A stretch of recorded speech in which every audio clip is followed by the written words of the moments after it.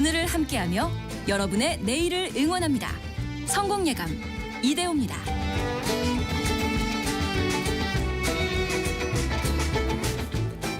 성공예감 이대호입니다. 2부의 문을 열겠습니다. 1월 3일 금요일 오전 10시 5분 함께하고 계시고요.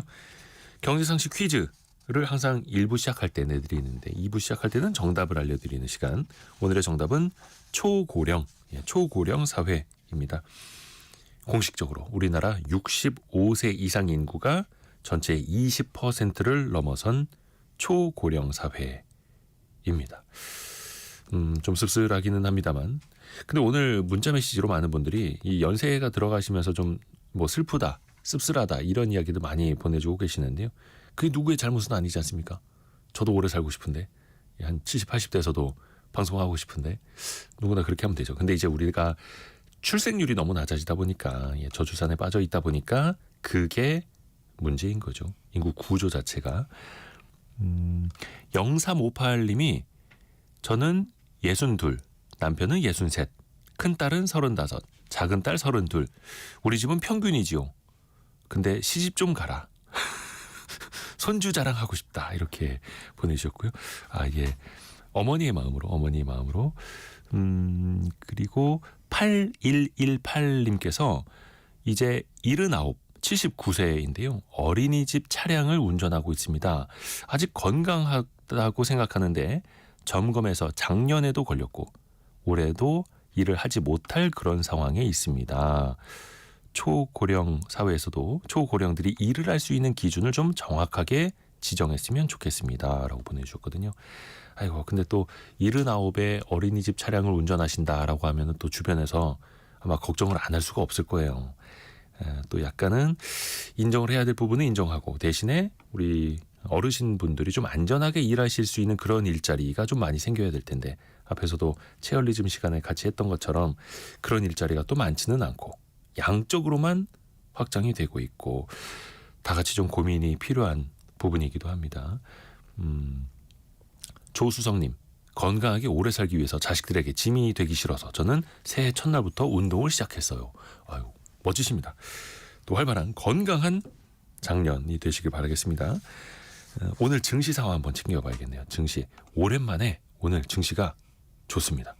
코스피가 1.7% 오른 2440, 코스닥은 1.73% 오른 698, 코스피는 2440 넘어섰고 코스닥도 거의 700에 육박하고 있습니다. 오늘 반도체 관련 주식들이 나란히 다 오르고 있네요. 삼성전자가 1.7%, 하이닉스는 4.8% 급등하고 있고요.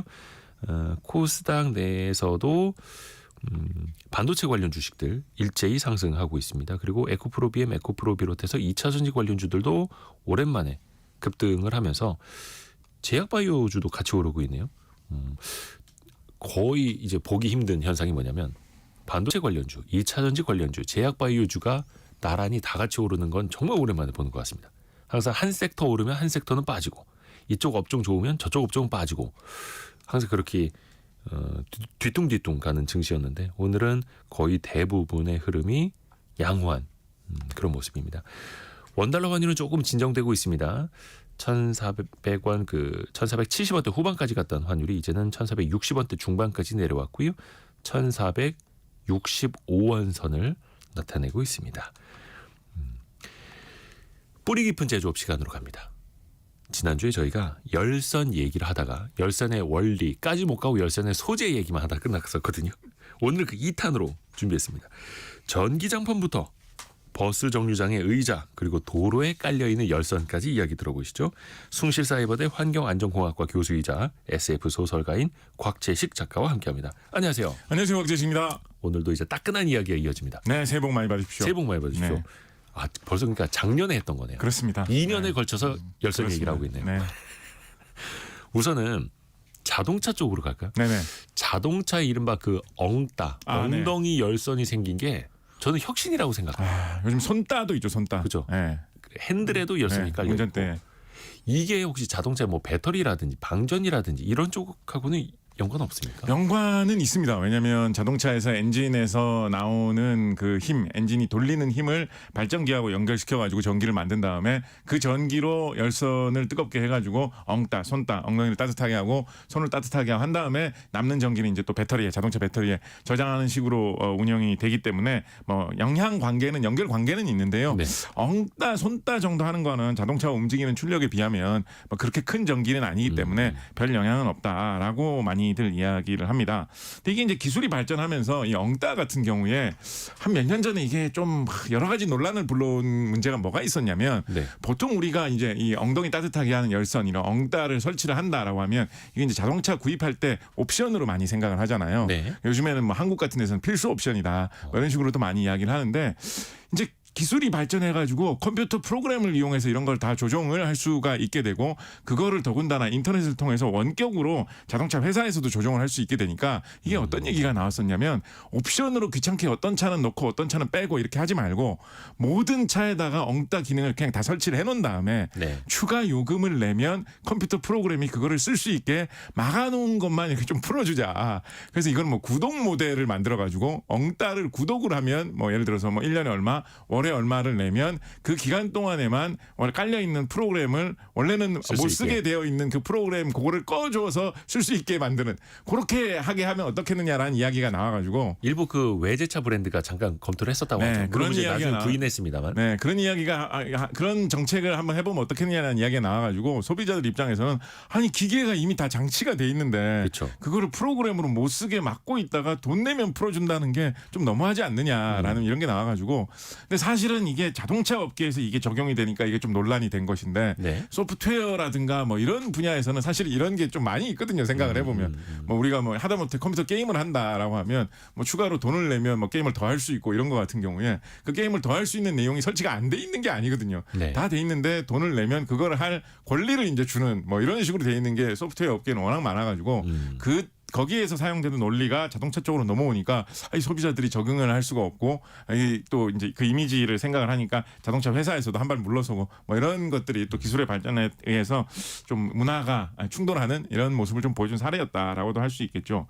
자동차 열선 관련해서 좀 기술적으로 또 좀 재밌는 거는 그 엉따 손따보다도 이 자동차에 그 유리에 깔려 있는 열선 있지 않습니까? 자동차에 성에가 끼거나 눈이 내려오거나 하면 이거를 빨리 녹여줘야지 잘 보일 거 아닙니까? 특히 뒷유리 사이드 미러 예, 있죠. 그래서 이제 그런 쪽에 이제 유리를 어떻게 뜨겁게 해가지고 그런 걸 잘 녹일 거냐라고 해서 그쪽에도 이제 열선이 이제 깔려 있는데 이거를 뭐 열선 방식으로 하는 경우도 있고요. 요즘에는 이제 그 금속 계통에 전기가 통할 수 있는 그런 물질을 주로 이제 은 같은 물질을 이용합니다. 은이요? 예, 은. 예, 그래서 은을 살짝 발라가지고 여러 가지 형태로 은을 살짝 발라가지고 은만 딱 바르는 건 아니고요.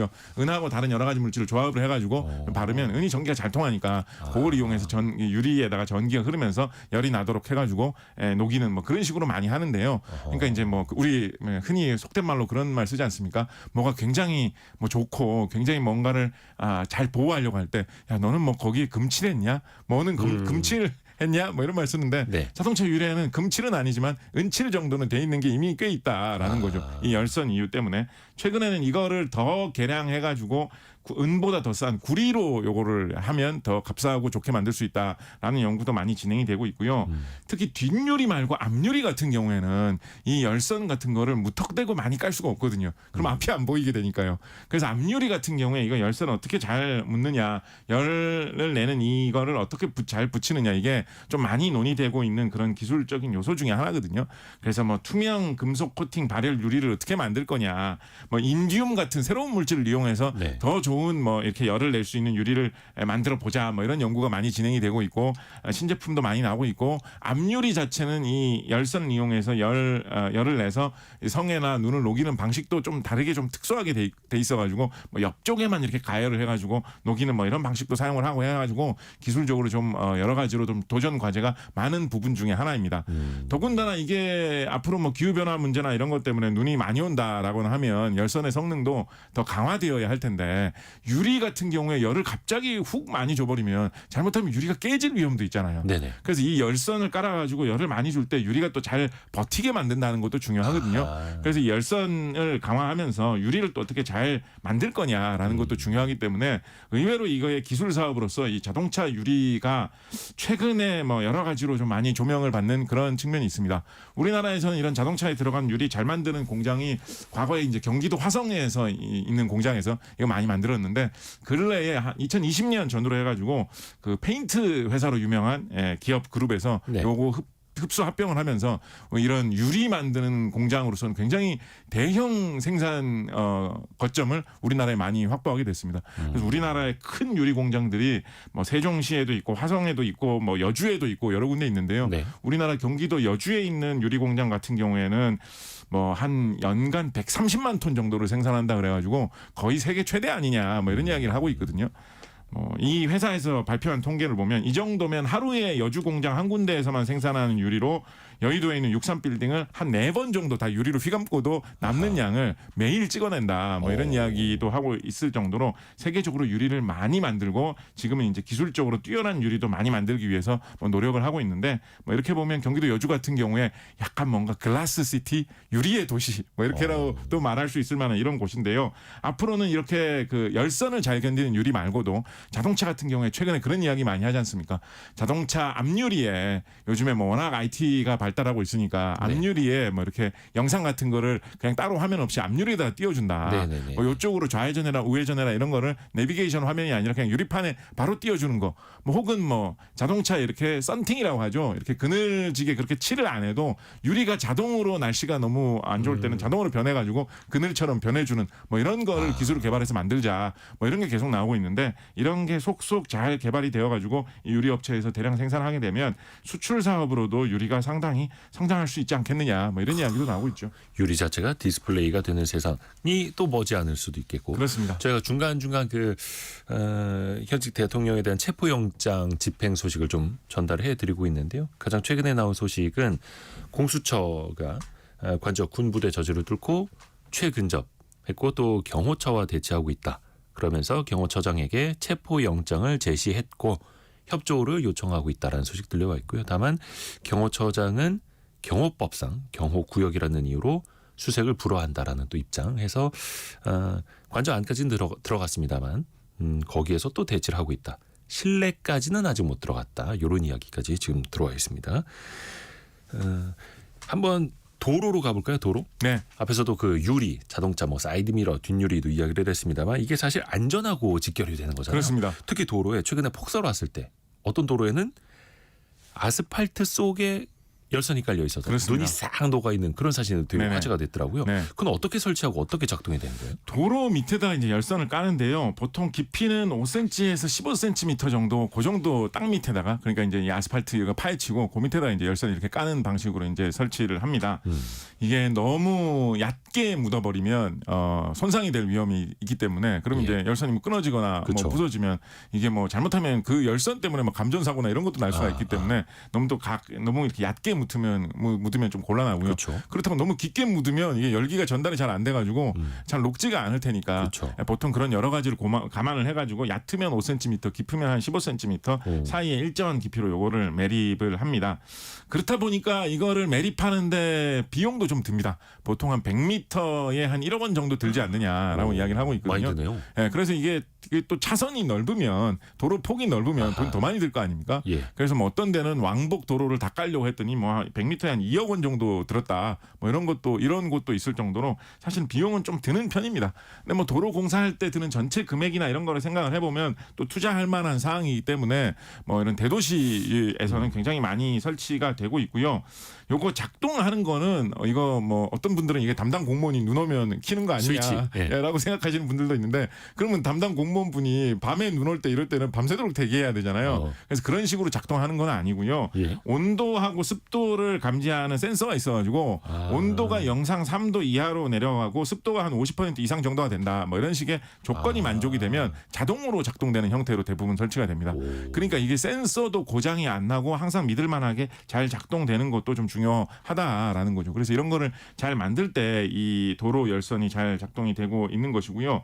그렇지만은 이게 비탈진 곳에서는 이 길이 얼어붙어 가지고 사고가 나면 큰 사고가 나서 이게 뭐 사람이 다칠 수 있는 이런 일도 발생할 수가 있기 때문에 최근에 굉장히 많이 설치가 되고 있어 가지고 재작년에 나왔던 자료를 보니까 서울 같은 경우에는 전체 구간으로 따지면 한 5km에 달하는 구간에 설치되어 있는 구도 한 2개 구 이상이 있습니다. 그러니까 구별로 통계를 내봤을 때 서울시에서는 어느 구에 제일 많이 설치가 돼 있냐면 이게 아무래도 비탈이 많은 동네에 그쵸, 이걸 그쵸. 설치를 많이 하겠죠.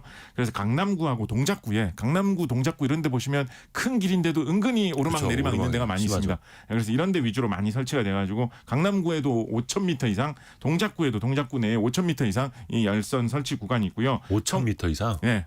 그러니까 이게 아까 100m에 1억이라고 말씀드렸잖아요. 네네네네. 5,000m면 한 50억 원치 깔았다라는 거죠.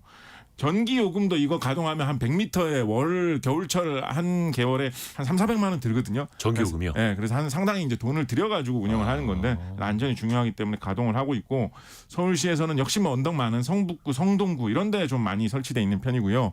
2023년 기준으로 이야기를 드리면 반대로 말하면 평지에는 이게 좀 덜 필요하잖아요. 그렇죠. 그래서 평지가 많은 동네인 양천구나 영등포 같은 경우에는 우리 여의도 있는 영등포 같은 경우에는 대부분 다 평지지 않습니까? 그쵸. 이런 데는 이 열선이 설치된 구간이 거의 전혀 없겠네요. 없다라고 합니다. 이야, 신기합니다.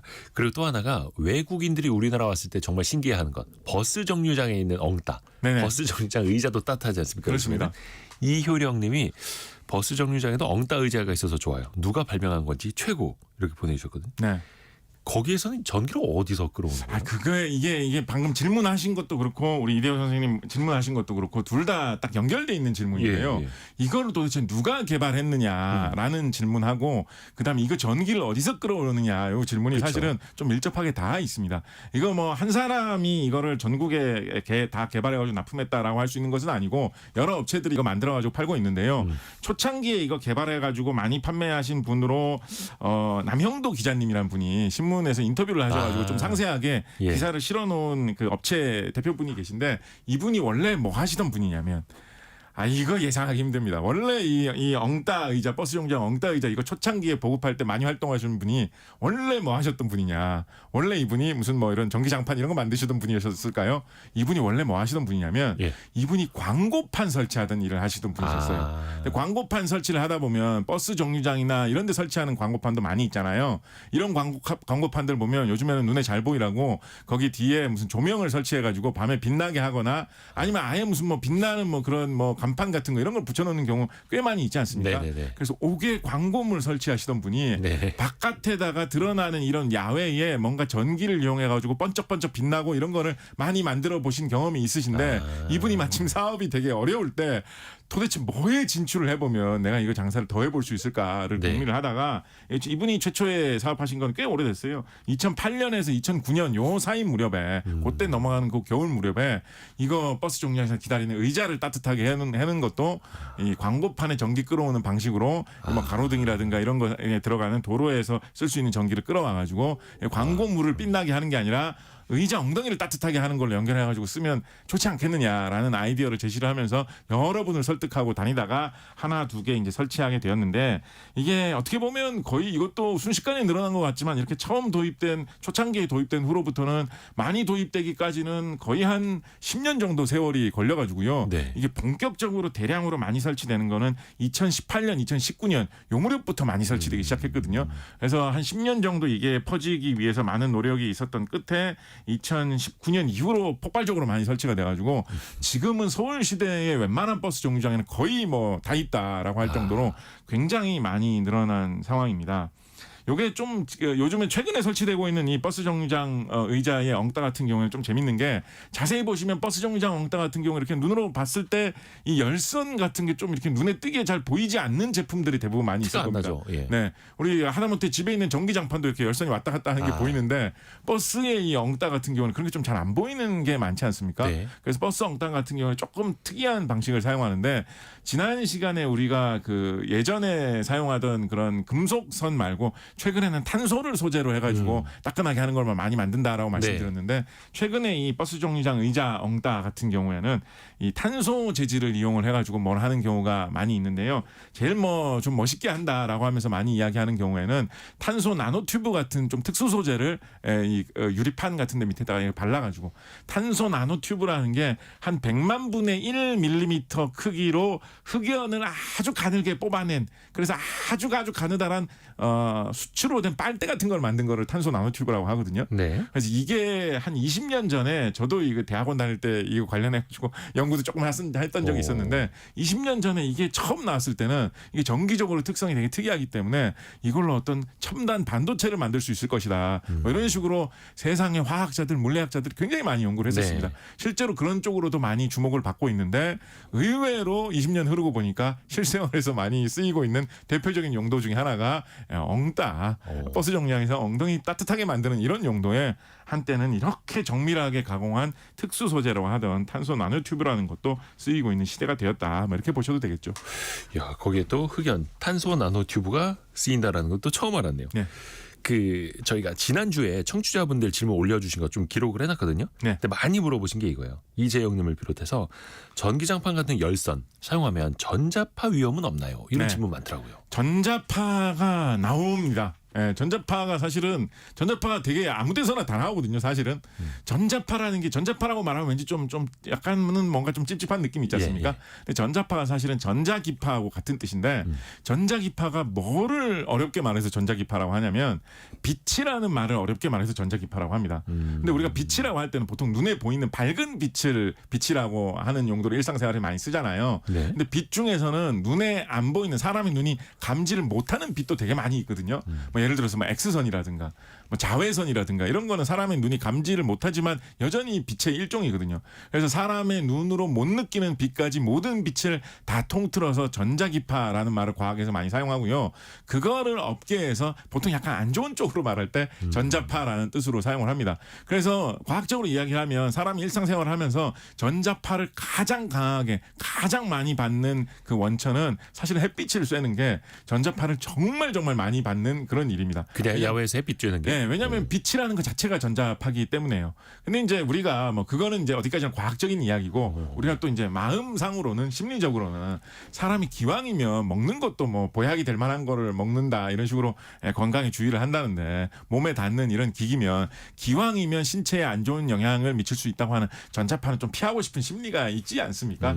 그런 거를 생각을 해보면 전자파가 최대한 적은 제품을 뭐 쓴다라는 것도 뭐 이해는 할 수 있을 만한 상황인데요.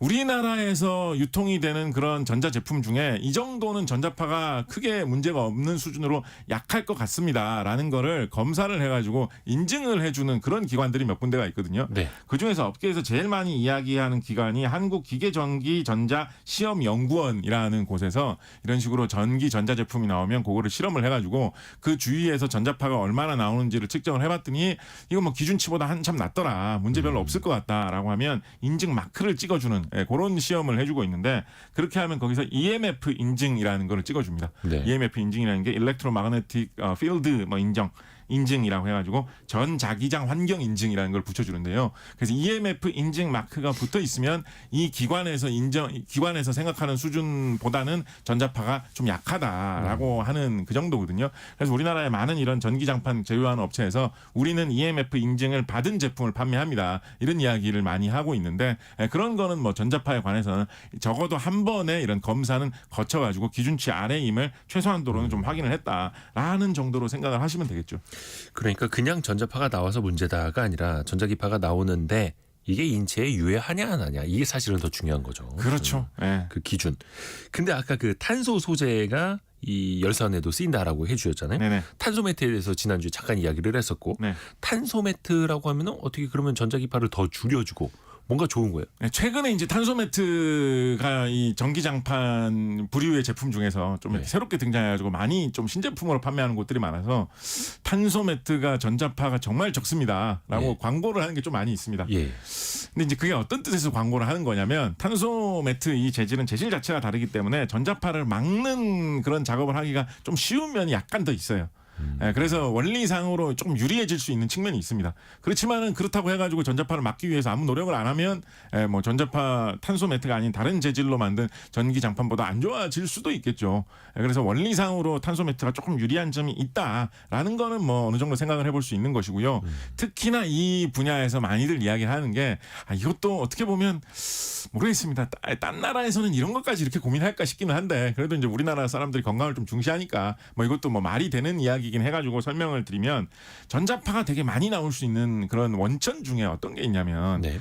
이 전자기파, 전파 이런 것들은 전기가 왔다 갔다 이렇게 바뀔 때 잘 생기거든요. 그래서 이제 교류 전압을 사용하면 잘 생깁니다. 그래서 우리 지금 라디오 전파가 나가는 것도 이 방송국에서 교류 전압을 교류 전기를 이용해가지고 전기를 자꾸 뭐 플러스 마이너스 이거를 빠르게 자꾸 바꿔가면서 전기를 세게 했다 약하게 했다 이걸 자꾸 바꿔가면서 전파를 만들어가지고 전국으로 이걸 보내고 있는 거거든요. 근데 우리가 교류 전기라는 게 일상생활에서 우리 가정에서 사용하는 기본 전기가 사실은 다 교류 전기예요.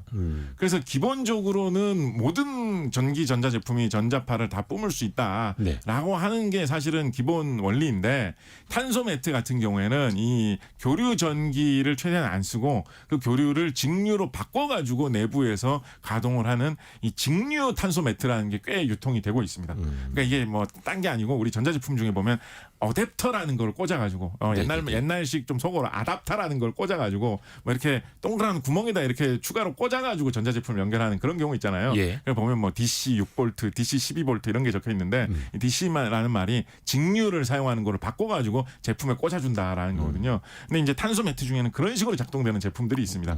그러면 이 전기 장판이 자체의 어떤 특징보다도 사용하는 전기를 교류를 집에서 받아가지고 직류로 바꾼 다음에 사용하기 때문에 전자파가 조금이라도 더 이론상 낮아질 수 있다라는 식으로 이제 이야기를 하는 거기 때문에 그게 이제 원리상 말은 되는 거기 때문에 그런 여러 가지 장점을 충분히 활용을 해가지고 전자파를 덜 배출하는 제품이다라는 게 이제 증명이 되었다라고 한다면 그런 정도는 좀 이해는 해줄 수 있겠죠.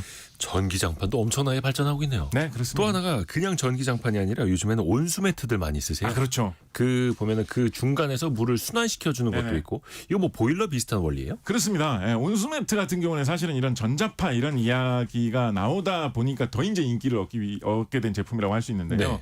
탄소 매트든 아니면 과거에 뭐 그런 일반적인 열선을 쓰는 전기 장판이든지 간에 기본적으로는 전기가 흐르는 그 부분 자체가 이제 열을 내 가지고 거기에 이제 사람이 등을 대고 이제 따뜻한 그런 느낌을 받는 거지 않습니까? 네. 근데 그렇다 보니까 어쨌든지 간에 사람 몸에 가까운 데서 전자파가 나올 수 있다라는 게 싫으니까 우리나라에서는 기본적으로 이제 온수 난방이라는 것 자체를 바닥에서 최근에 이제 한국식 아파트식 온돌방에서는 물을 데펴가지고 물을 뜨거운 물이 바닥에 있는 온수 배관을 흐르게 하면 그 위에 방바닥 전체가 뜨끈해지면서 앉아 있는 사람도 옛날 온돌방처럼 따뜻하다라는 원리로 아파트 생활을 한국 사람 지금 다 하고 있으니까 그 원리를 그대로 전기장판에 옮겨와가지고 전기를 이용해서는 물만 뜨겁게 만들고 그 물을 배관을 따라서 이렇게 장판 안을 돌게 하면 아파트 온도를 그 원리하고 똑같이 사람을 따뜻하게 할 수 있지 않겠느냐라고 해서 이제 개발되어가지고 팔리고 있는 게 이제 온수 매트라는 제품이죠. 그래서 뭐 생각해 보면 그 원리에 따라서 작동이 되기 때문에 뭐 여러 가지 그런 식의 장점이 있을 수 있다라는 걸 생각해 볼 수 있을 것이고요. 반대로 생각을 해보면 그렇기 때문에 뭐 이 온수 배관이 뭐 꺾인 데서 물이 샌다라든가 뭐 그런 단점에 대해서도 이제 생각을 해볼 수 있는 그런 문제가 있는 거죠. 이거 조금 파고 들어가면 좀 재밌는 게 네. 우리나라에 있는 여러 가지 집들은 아파트는 뭐 당연하거니와 아파트가 아니라고 하더라도 기본적으로 집의 난방이라고 하면 방금 말씀드린 그거를 다 기본으로 생각하잖아요.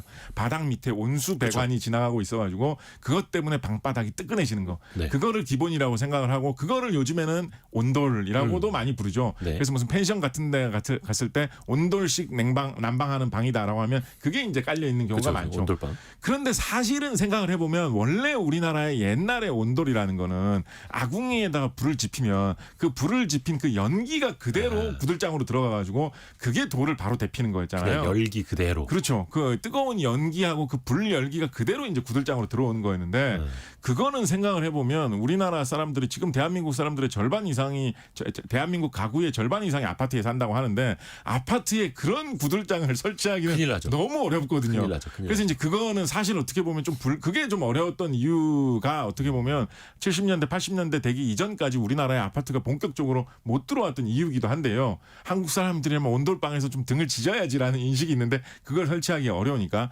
그런데 방금 말씀드린 그 온수 배관을 이용을 해가지고 과거의 온도를 효과를 낼 수 있는 거를 비슷하게 이렇게 흉내를 낼 수 있게 되다 보니까 아파트가 한국 문화에 접목되면서 정말 급속도로 퍼져나갔다라고도 설명을 해볼 수 있을 것입니다. 그렇죠. 근데 이게 재밌는 게 이렇게 온수 파이프를 이용해서 온수 배관을 이용해서 난방을 하는 이거는 한국 사람들이 발명한 발명품은 아닙니다. 그래요? 네, 이거 초창기에 개발한 사람으로 많이 언급한 인물이 네. 아서 헨리 바커라고 하는 이 영국 발명가인데요. 이 영국 발명가 이분이 영국 리버풀에 있는 성당을 난방을 하기 위해서 온수 배관을, 근데 이 사람이 이제 한국 사람이 아니라 영국 사람이라 가지고 바닥을 뜨끈하게 해서 엉덩이를 지신다 이 생각을 잘 못하고 온수 배관을 벽면으로 두를 생각을 합니다.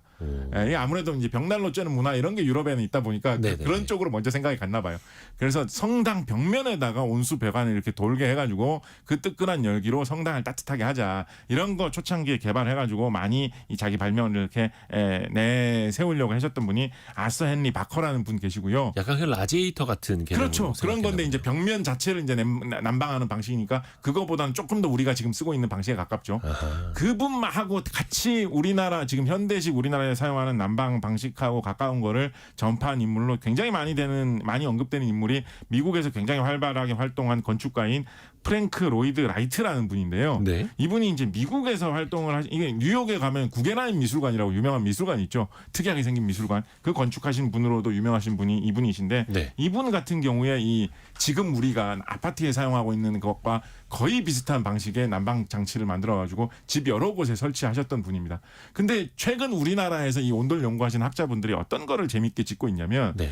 이분이 왜 이런 식의 난방을 설치를 미국에서 많이 도입을 한 거냐, 영국의 이 바커가 설치하는 걸 보고 따라한 거냐, 그것보다는 이럴 수도 있다라고 하면서 뭘 이야기를 했냐면 이분이 1914년에 도쿄 제국 호텔이라는 일본의 호텔을 건축하는 그런 작업에 참여를 하면서 일본에 왔다 가신 적이 있습니다. 네. 근데 그때 일본에서 오쿠라 남작이라는 일본의 귀족의 초대를 받아가지고 그 사람 집에 갔는데 오쿠라 남작이라는 사람의 그 큰 집에 네. 어떤 한 방이 있었는데 그 방을 이 프랭크 로이드 라이트 말로 코리안 룸이라고 불렀다라는 거예요. 오. 정확하게 뭔지는 설명이 안 돼 있어요. 1914년이요? 1914년 일본을 방문했다가 일본 사람이 만들어 놓은 코리안 룸, 조선인식 방, 한국식 방이라는 게 있었다라는 거예요. 그래서 거기에 갔다가 이건 너무 따뜻하고 좋다라는 느낌을 받았다라는 이 이야기를 이분이 하고 있거든요.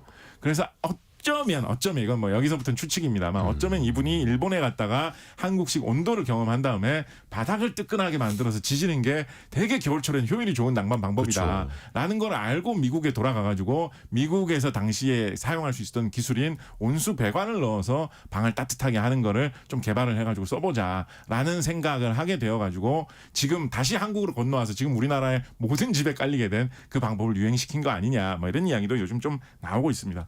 미국 사람들도 만약에 그 온돌 문화에 익숙해지면 실내에서 신발 신는 문화도 확실히 바뀔 것 같아요. 네. 거기는 이제 다 나무 바닥이고 그렇죠. 마루 바닥이고 이런데 네.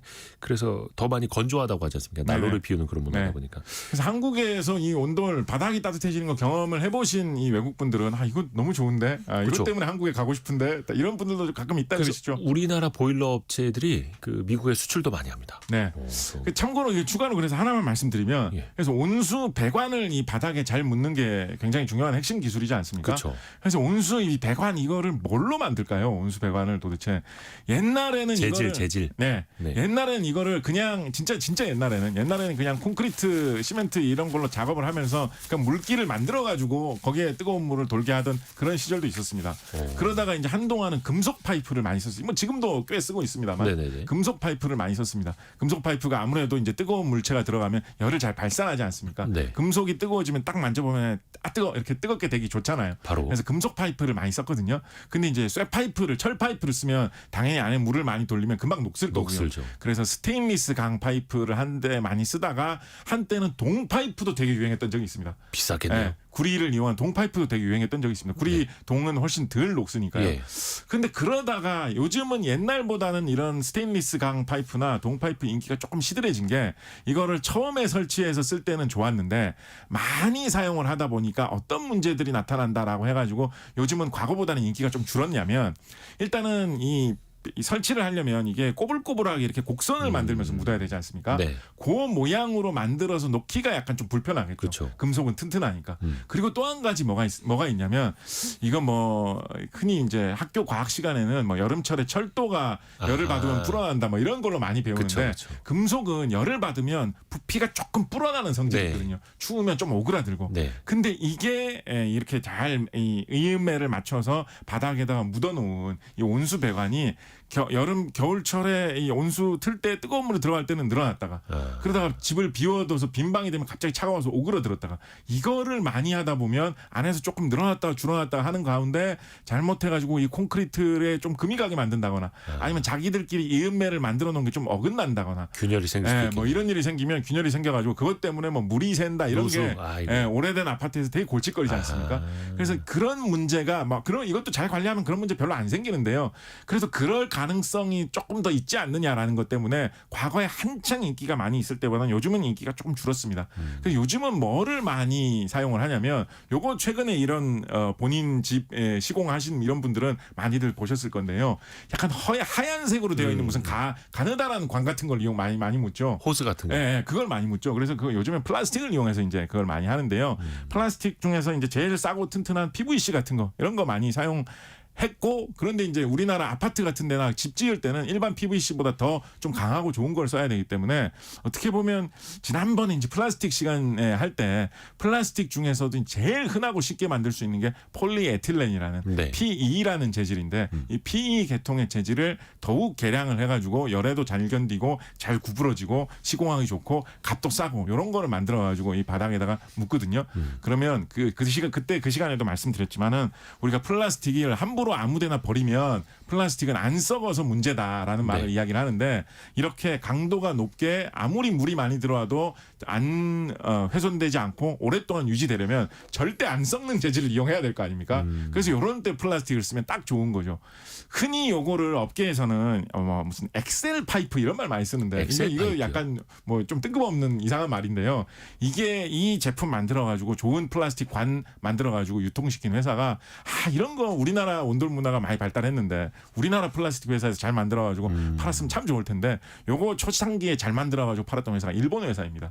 그래서 그 일본 회사에 팔았던 제품명이 막 약간 이상하게 와전되고 이래 가지고 요즘 업계에서 엑셀 파이프 이런 말 많이 쓰는데 그게 고유명사였던 거예요. 고유명사 좀 발음이 좀 약간 이상하게 표현이 조금 바뀐 건데요. 엑셀 파이프라고 하면 이게 무슨 뭐 숫자 계산하는 그런 파이프인가 그렇게 생각하시면 안 되고요. 일본 회사에서 만든 제품명이 좀 변형돼 가지고 온돌 시공용으로 쓰는 온수 파이프를 엑셀 파이프라고 한다라는 거죠. 다시 한번 좀 말씀드리면 플라스틱이라는 게 막 우리가 낭비하고 아무데나 버리고 이런 것 때문에 되게 뭔가 악의 물질처럼 요즘 좀 뭐랄까요 누명을 쓰는 이런 경향이 있는데 요런 꼭 써야 될 용도에 그렇죠. 잘 사용하면 과거보다 훨씬 더 싼 값으로 더 오래가고 튼튼한 집을 지어서 우리가 따뜻하게 겨울을 날 수 있게 해주는 한반도 한국 아파트의 온돌에도 이 플라스틱이 도움을 주고 있기 때문에 이 좋은 용도로 플라스틱을 아껴서 잘 쓰는 게 중요하다라는 말씀을 좀 드리고 싶습니다. 고마운 거죠. 고마운 플라스틱, 고마운 그렇습니다. PVC라는 거고. 그 또 하나가 히트 펌프라는 걸 유럽이나 미국에서도 쓰고 있다고 합니다. 그렇죠. 삼성전자도 히트 펌프 만들어서 뭐 수출도 하고 하는데 그럼 이게 우리가 생각하는 보일러랑 어떻게 다른 거예요? 가장 뭐 근원적인 이게 히트펌프가 요즘 많이 팔리는 이유라는 걸로 소개를 드리면 네. 히트펌프는 전기로 돌리는 거다라는 게 이제 가장 큰 차이입니다. 우리가 난방을 하기 위해서는 어쩔 수 없이 뭐 보일러를 돌린다라고 하면 보일러라고 하면 흔히들 이제 우리나라에서는 그런 식으로 가스. 질문하죠. 가스 보일러냐, 기름 보일러냐 이런 식으로 우리나라 많이 이야기하지 않습니까? 그래서 난방을 하는 거는 연료를 태운다라는 게 너무나 기본이었고 이것만은 이제 어쩔 수 없다라는 식으로 많이 생각을 했는데 기후변화 문제가 워낙에 심각해지다 보니까 석유나 가스를 태우면 그것 때문에 이산화탄소가 발생해서 기후변화에 악영향을 미치지 않습니까? 그렇죠. 그래서 가스나 기름을 쓰지 않고 난방을 하는 방법을 찾다 보니까 전기를 이용을 해가지고 난방을 한다면 태양광이나 풍력으로 전기를 만들어가지고 그걸로 난방을 하면 이산화탄소 배출을 하지 않고 난방을 할 수 있으니까 좋겠다라고 해서 이제 여러 가지 전기 난방 방식이 뭐 인원이 됐었는데요. 네. 전기 장판 방식으로 하면 효율이 좀 떨어져가지고 쉽지가 않습니다. 전기 요금을 감당하기가 좀 어렵습니다. 넓은 면적을 뜨겁게 만들기도 쉽지가 않고요. 그래서 연구되어 있는 대안으로 가장 효율적으로 따뜻하게 난방을 할 수 있는 방법으로 사람들이 연구를 한 것이 히트펌프라는 장치입니다. 히트펌프라는 장치는 그래서 물을 끓이거나 이 정도의 그런 고온을 만들어가지고 뭘 어떻게 뜨끈뜨끈하게 데피고 이런 장치는 아니고요. 히트펌프의 기본적인 연력학적인 원리만 설명을 드리면 이게 어떤 거냐면 여름철에 저는 실제로 이 말씀하신 분도 만나보신 적이 있는데 여름철에 에어컨 세게 돌릴 때 네. 실외기 옆에 지나가 보면 엄청 뜨겁잖아요. 그렇죠. 그래서 그걸 보고 저는 어떤 분이 같이 지나가다가 이 뜨거운 열기를 모아놨다가 겨울철에 난방할 때 쓸 수 있으면 얼마나 좋을까 이런 말씀을 하시는 분을 들은 적이 있는데 네. 그게 어떻게 보면 히트펌프의 가장 핵심이 되는 그런 연력학적인 원리입니다. 히트펌프라는 것 중에 제일 많이 사용되는 형태의 구성이 이 에어컨을 뒤집어 가지고 에어컨에 냉기 나오는 부분을 실외기 쪽으로 배치를 하고요. 우리가 실외기라고 느끼는 부분, 열풍 나오는 부분을 실내 쪽으로 배치를 하면 뜨끈한 바람이 나오겠지라고 해서 이제 돌리는 게 히트펌프인데요. 그렇게 생각을 하면 이제 이 에어컨처럼 생긴 이 장치 히트펌프가 잘 돌면 잘 돌수록 이게 이제 난방이 잘 되겠죠. 이렇게 하면 집의 넓은 면적을 난방을 하는데 제일 유리하다라고 해서 많이 돌리고 있는데 이게 문제가 뭐냐면 방금 전에 말씀드린 그 논리로 그대로 이어서 말씀을 드리면 그럼 이게 에어컨이 잘 돌아야지 이 열풍도 많이 나올 거 아니에요. 네. 그러니까 에어컨이 돌 수가 없을 정도로 주변이 너무 춥다. 예를 들어서 뭐 영하 20도다라고 하면 이 에어컨 부분 자체가 작동이 안 되기 때문에 열풍이 나오기가 굉장히 어려워지는 문제가 있거든요. 그래서 이게 효율이 좋게 뜨끈하게 난방을 하기가 유리하지만 너무 추운 혹한이 닥치면 이게 가동되기가 되게 어렵다라는 그런 난점이 있습니다. 네네. 그래서 우리나라에서는 생각보다는 이게 인기가 좀 없었던 편이긴 한데 그 정도의 혹한 날씨가 좀 없는 나라들이 있잖아요. 예를 들면 유럽 국가들, 영국, 독일, 프랑스 이런 나라들에서는 인기가 좀 많은 편이고 특히 근래에 그 우크라이나 전쟁 지나면서 가스값이 너무 오른다. 그리고 러시아가 가스 잠글까 봐 우리가 우크라이나 지원을 함부로 못 해주는 게 너무나 지금 속 터진다. 이런 게 있다 보니까 그러면 재생에너지를 이용을 해가지고 전기로 난방하는 거를 많이 확산을 하자라고 해서 독일 같은 나라에서는 한때 이거를 되게 정책적으로 많이 보급했던 적이 있었죠.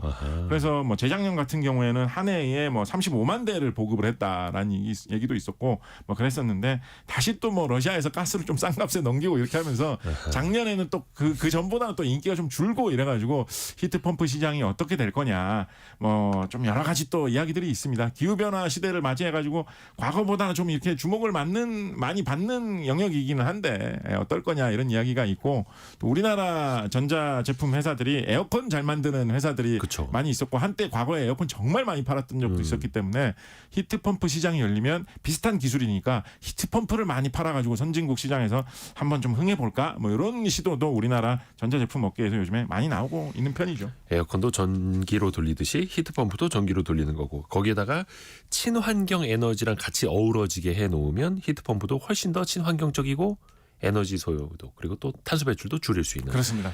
박미영 님이 도대체 이런 내용들은 다 어떻게 알고 계시는 건지 들어도 신기합니다. 이렇게 보내주셨는데 벌써 시간이 다 갔습니다. 그렇군요. 그래서 열선에 대해서 1탄과 2탄 거의 2년에 걸쳐서 우리는 들어봤습니다. 곽재식 작가였습니다. 고맙습니다. 감사합니다. 라디오 정보센터 다녀옵니다.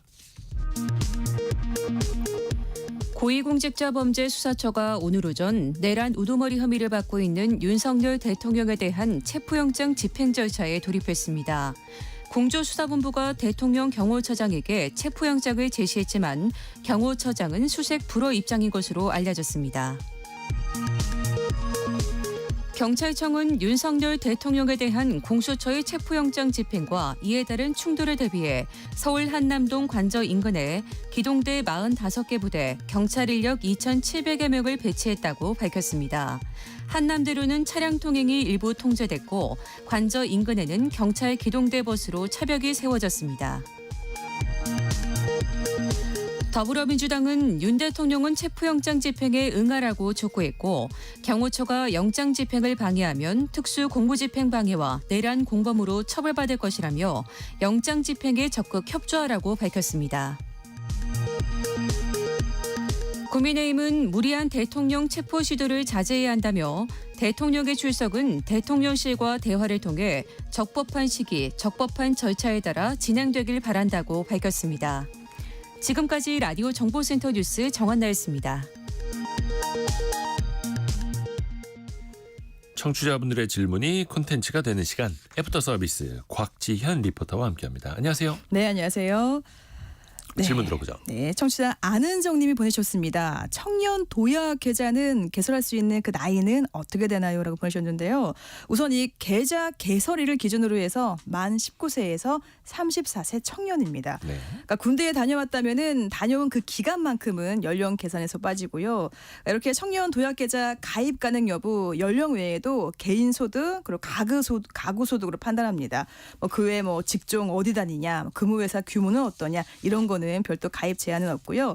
단 이 국세청에서 소득 금액 증명이 가능한 그 경우에만 가입할 수가 있습니다. 그러니까 내가 현재 소득이 없는데 어떡하지 걱정 안 하셔도 되고요. 그러니까 직전 연도 과세 기간 그 소득이 확인되면은 가입할 수 있다 이렇게 보시면 됩니다. 다음 질문은요. 네, 정재헌님 제2증권거래소가 추가로 생긴다는 소식 들었습니다. 네. 그런데 이전까지는 왜 한국거래소가 독점한 거죠? 사실 자본시장법상 증권거래는 한국거래소만 할 수 있도록 만들어 놨었는데요. 네. 이게 공신력의 문제도 있고 안정성의 문제도 있기 때문에 정부에서 허가한 곳에서만 만들 수 있게 거래할 수 있게 했던 겁니다. 그래서 예전에는 증권거래소, 선물거래소, 코스닥위원회 각기 달리 있었거든요. 네. 그러다가 2005년에는 코스닥 증권시장까지 4개 기관이 다 통합을 해서 한국거래소를 하나로 다 이제 묶여졌고요. 그러다가 2013년에 법이 바뀝니다. 네. 한국거래소만 독점하지 못하도록 법을 바꿨습니다. 그러니까 한국거래소가 너무 이제 독점하니까 여기가 막 신의 직장이 되고 있다 막 이런 비판들이 당시에 많았었거든요. 네. 그런데 거의 10년이 넘도록 근데 대체거래소 만들어서 뭐 할 건데 한국거래소 독점에 대한 피해가 그렇게 커? 기대 수익은 있겠어? 그다음 사람들에게 편의성을 줄 수 있겠어라고 의문이 많아서 시행은 안 됐었는데 그런데 이르면 올해부터는 한국거래소뿐만 아니라 대체거래소까지 문을 열어서 주식거래 시간도 더 늘어날 수 있겠다 이런 기대들을 또 모으고 있습니다. 네. 다음 질문은요. 네, 이영진님 예금자 보호 1억 원 언제 시작하나요? 법은 바뀌었죠. 5천만 원에서 1억 원까지 예금자 보호 한도가 높아지는데요. 그 개정안을 공포한 이후에 1년 이내에 시행될 예정이라고 합니다. 구체적인 적용 시점은 금융당국이 시장 상황을 고려해서 발표할 예정이라고 합니다. 네. 곽지연 리포터 고맙습니다. 네, 고맙습니다. 벌써 한 주가 다 갔습니다. 중간에 또 휴일도 있었고 내일은 토요일입니다. 토요일에는 별책부록 성공예감 별책부록이 찾아가는 시간이죠. 2025 한국경제 대전망을 중앙대 류덕현 교수와 함께 읽어보겠습니다. 정부도 우리나라 경제 성장률을 1.8%로 이례적으로 굉장히 낮게 전망한 상황. 우리는 어떤 숙제를 풀어야 할까요? 1라디오와 유튜브에서 동시에 들어보시죠. 성공예감은 오늘도 여러분을 응원합니다.